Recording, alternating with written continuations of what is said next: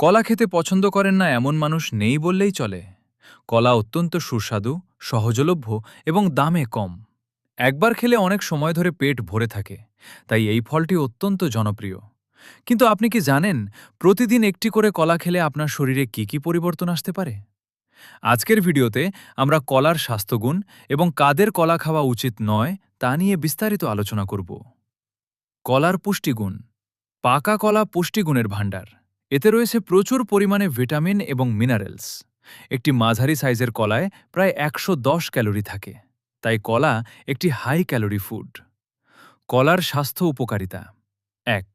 দুর্বলতা ও ওজন বৃদ্ধি। যারা দীর্ঘদিনের ক্লান্তি বা দুর্বলতায় ভুগছেন তারা খাদ্য তালিকায় কলা রাখুন। এছাড়া যারা ওজন বাড়াতে চান, আন্ডারওয়েট, তাদের জন্য কলা ম্যাজিকের মতো কাজ করে। ২. হাড়ের সুরক্ষা।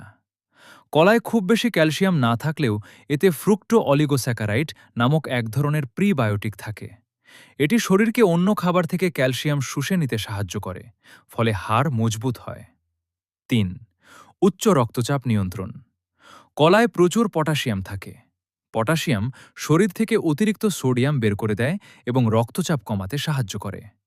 উচ্চ রক্তচাপের রোগীদের জন্য এটি খুব উপকারী। ৪. হজম ক্ষমতা। পাকা কলা পাকস্থলীর অ্যাসিডকে নিউট্রালাইজ করে। এতে পেকটিন নামক সলিউবল ফাইবার থাকে, যা হজম ক্ষমতা বাড়াতে সাহায্য করে। ৫. অ্যানিমিয়া বা রক্তাল্পতা। কলায় থাকা প্রচুর আয়রন রক্তে হিমোগ্লোবিন এবং লোহিত রক্তকণিকার আরবিসি পরিমাণ বাড়ায়।